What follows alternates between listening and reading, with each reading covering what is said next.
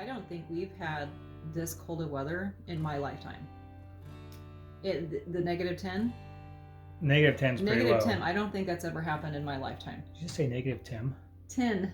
Negative 10. I have never been negative in my life. Show us them guns. I probably don't need that, do I? No. I guess I'm not dragging it anywhere. Look at that. I know. I'll let you carry the other two. Hope we may get a little bit of sun tomorrow. I don't know. This is day, I don't know what day it is, 5 or 6. Okay, so we're kind of in trouble here. The batteries are down to 44%. Of course, on lead acid, you're not supposed to go below 50%. We got a little bit of sun right, not sun. It's a brighter day, so at least we're charging a little bit. I'm working with Schneider and the company I bought the panels from to try and figure out why my generator isn't producing any power into the system. So it's a 120 watt or 120 volt generator, 30 amp. So I got hooked up to it, and I can't get the inverters to. It sees the power and it shows there's power there, but it's just not using it. And I've done all these settings changes, and it's just not working. So we are on day 5, I think, or day 6. I think this is the morning of day 6 of straight clouds, below freezing temperatures. It's supposed to go down to negative 10 now in 2 days. Tomorrow's going to be negative, and then the next day is negative 10. So we're also trying to get the chickens taken care of. We have several outside cats. We're trying to get some bedding set up for them. But the biggest thing, of course, is our solar panel. Our solar system is not generating what it needs to right now.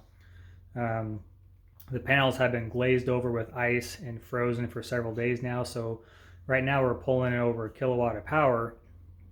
So it's slowly trickle charging the batteries, but the pellet stove and things like that is using power. We've unplugged the camper and plugged that directly into the generator. So the camper has been unplugged from the solar system now for 2 days. Yes, yeah, 2 days. Yeah. There's the wifey poo. Yeah, I just went upstairs, called the co-op to get some straw. Do they have straw? They do. They have straw. Okay. So we'll be able to go get that for the chickens. It's 40, was it? Actually, I think it's warmer upstairs. It's about 45 degrees. I just looked at the thermometer upstairs. Yeah, we got all the degrees upstairs. Went ahead and bought these little thermometers so we can monitor. This is right down by the pump, so we're trying to make sure our pumps and everything don't freeze. Yep. So far, this room has stayed in the between 40 and 45 for several days, so which is great. I was really worried about that, but upstairs, the pellet stove has been keeping that around 50 or so on the lowest setting. So usually it's around 60, 65, but it's also warmer temperatures. We've been below freezing now for several days, and like I said, it's keeping it at 50, but not where it needs to be. We had to turn it on to low because of the electricity. Yeah, the medium setting was drawing too much power, so we had to put it down on low. So the bathroom upstairs, I'm worried about freezing. Well, that's it was just up there. It's 45 up there now. Okay, so it's actually same a little temperature bit down warmer. here. It's a little bit warmer up there than it is down here. So anyways, to help resolve this, I found a generator locally that does 240 volts. So hopefully that's the problem. I'm going to go...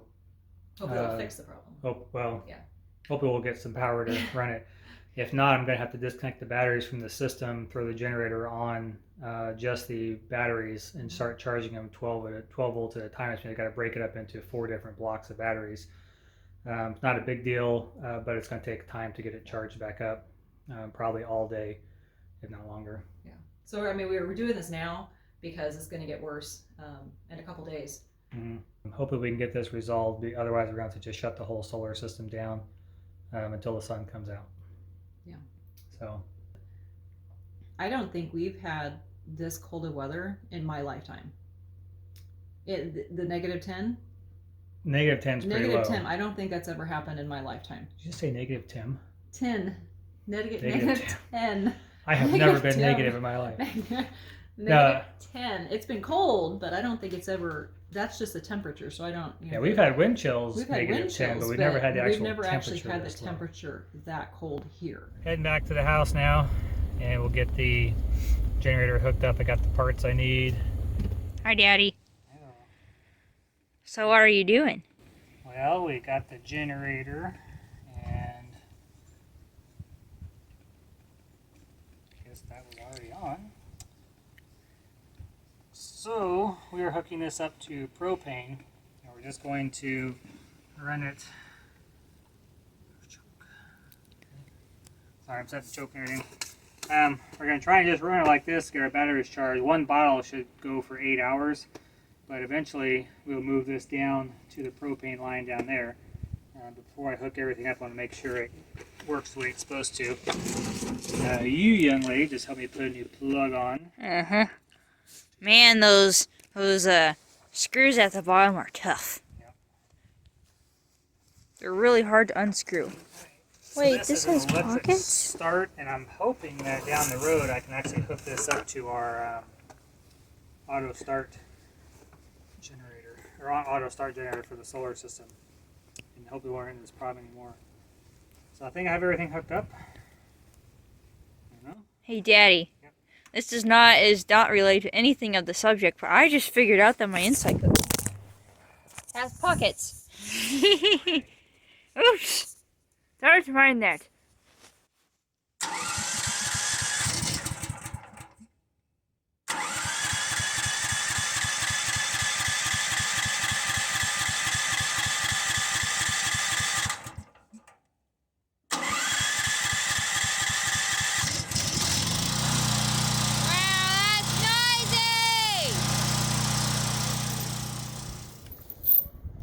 Just pick it up, strong woman. Just pick it up. Pick it up. Just pick it up. Show us them guns. I probably don't even need that, do I? No. I guess I'm not dragging it anywhere. Look at that. I know. I'll let you carry the other two. I had to run back to the store because I forgot the plug-in for the generator. So I got to rig that up. So the plan, oh, put a cat. Plan is to basically just cover everything in trash bags, obviously. But we're just going to throw in a whole bunch of straw in there to give them some more bedding for this cold snap. We've talked to people we know clear up in Minnesota, you know, where it gets a lot colder than it does here, and they just basically throw in a bunch of bedding and see how it goes. So that's what we're doing, right? What? Right? I know, I'm working. You're just sitting there chatting. Yep. Guess I better get to work because if I'm in the doghouse, then I'll freeze. Chickens are happy now. I got another bag of sand. So they use that as part to break down their food. It goes into their gizzards. So all we do is we just throw a bag in here. The last 50-pound bag lasted a good 6 months, maybe. And just cut the top open and throw it in there, and they eat it as they need it. So got another another bag of scratch as well. So scratch is good in the wintertime because it helps to keep them warm. It produces energy as they're digesting it, and that helps produce heat in their bodies.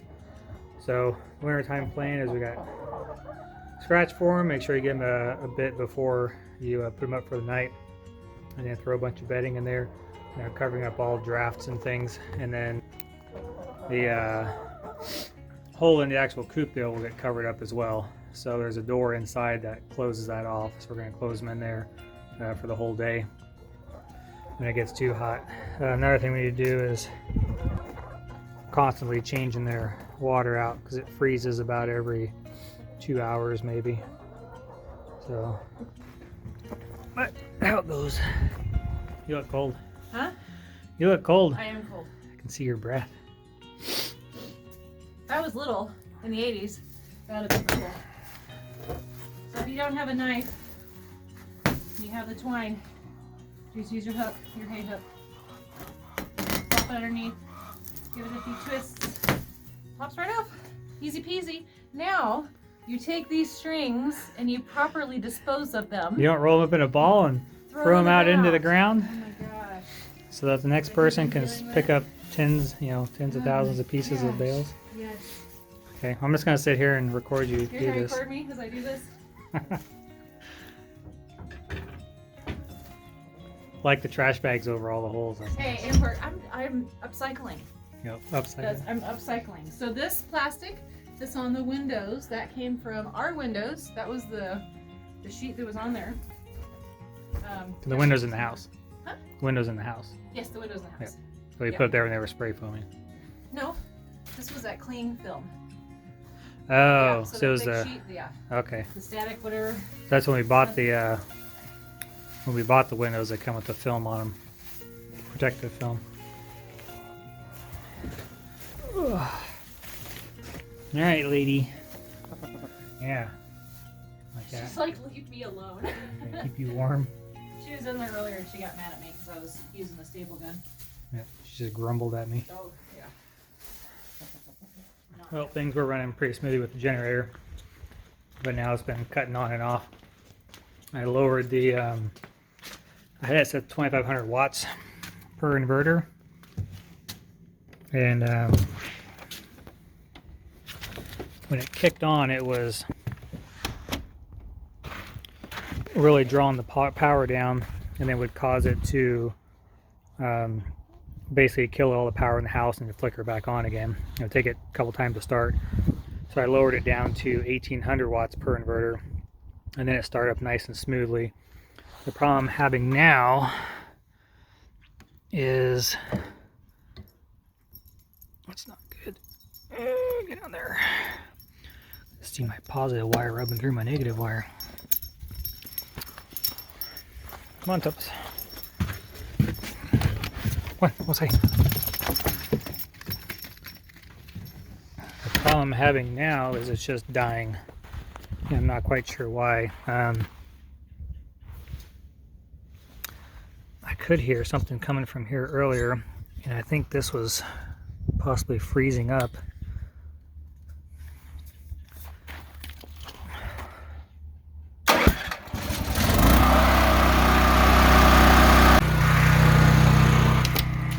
I think my propane bottle is just freezing up and causing it to die.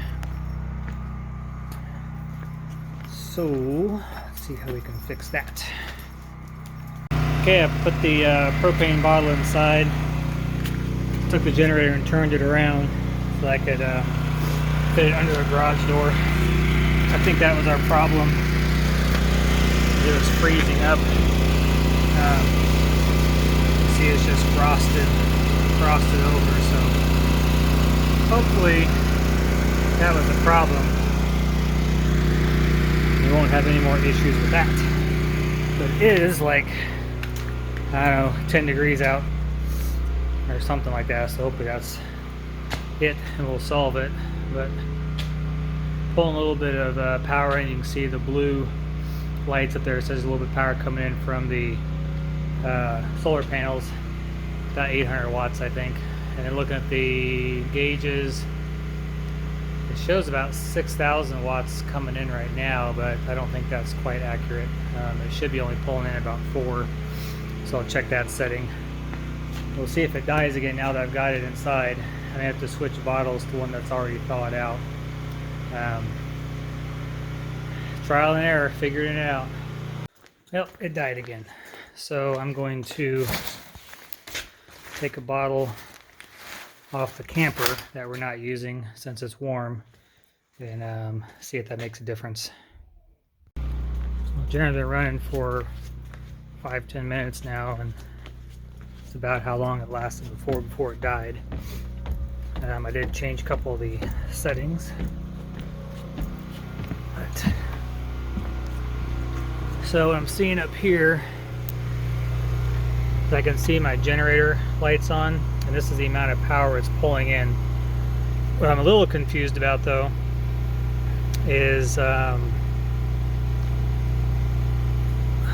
this is more than the actual power that's coming in right now. So these together would be over 5,000 watts, and the generator is pulling in, I just lowered it to 3,000 watts, 1,500 per side, and I'm getting about 600 off the solar panels right now. So I don't know why it's showing so much more on the gauges here. I'm not quite sure. Oh, it's because that's showing amps. That's showing amps and not kilowatts. That's why. So I guess that makes sense. So the generator is pulling in almost 30 amps, which is a 30 amp system, so that would be why. Which makes me wonder now, because it's a 30 amp 240 volt plug, and when I had these up, when I changed the system and I had this at 2500 watts pulling in, this was up in the probably almost to 40. I lowered it to 1800 and I was just over 30. I just lowered it to 1500 and now I'm below that 30, so that may be a reason why I kept killing the generator as well. It was overloading it. So anyways, I got down to 1500 watts per side now that it's pulling in, and it shows that I'm pulling in 28 amps off the system. So that plus the solar panels, I have no idea how many amps the solar panels are bringing in, but that is a potentially new conclusion on why the generator kept dying on me. Everything else seems to be doing okay. Since I started this, we were about 44%. We're up to getting close to 60 now, which is good. And everything else seems to be working somewhat okay. And like I said, it hasn't died on me again, so hopefully that problem is solved. And that's what I was doing, was just overloading the generator. Which is weird, because it's a 7500 watt generator, but it's only allowing 3000 watts to go out. It's kind of strange. So that's like 8800 surge on it, I believe. But hey, at least it's charging. At least that's working. So I'm sure we're going to use it again when it charges up, and when it's warm out, if we have to use it, I'll have it hooked up to the house's propane at that point, and we'll get to verify if it's the amps that we're drawing it down or just the propane's too cold. But we're back charging and things are looking good, so hopefully it will continue to charge. I was back and working on the bees, and the generator has quit again. This is cold, but not freezing like it was before. I gotta think that maybe it's the regulator. Can't think of any other reason why it would be. I mean, yeah, the bottle's cold, but it's not frigid like it was on the other one. So I don't know. What do you think, baby boo? Did you turn that generator off? Huh? Did you do it? Did you do it? It died again. I don't know what the deal is, but we're at 64%. So better now that we can figure out the kinks later. Hope we may get a little bit of sun tomorrow. I don't know. This is day, I don't know what day it is, 5 or 6 without sun and cold temps. So we'll see what tomorrow brings.